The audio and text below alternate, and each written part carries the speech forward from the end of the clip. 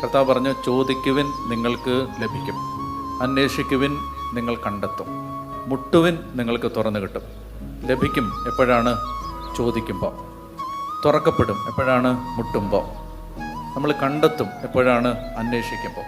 അപ്പോൾ നമ്മുടെ ഭാഗത്ത് നിന്ന് നമ്മൾ കർത്താവിനോട് ചോദിക്കണം. ഈശോ പറഞ്ഞു, മക്കൾക്ക് നല്ല ദാനങ്ങൾ കൊടുക്കാൻ ദുഷ്ടരായി നിങ്ങൾക്ക് അറിയാമെങ്കിൽ തന്നോട് ചോദിക്കുന്നവർക്ക് സ്വർഗസ്ഥനായ പിതാവ് പരിശുദ്ധാത്മാവിനെ എത്രയോ അധികമായി നൽകുകയില്ല.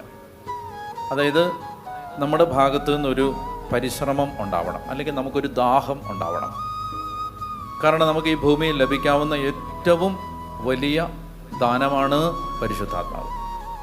നമ്മളത് തിരിച്ചറിയാൻ, നമുക്ക് നമ്മുടെ ഹൃദയത്തിൽ അത് തിരിച്ചറിയാനുള്ള ഒരു ബോധ്യം കിട്ടിയാൽ നമ്മൾ വേറൊന്നും ഈ ലോകത്തിൽ ചോദിക്കത്തില്ല.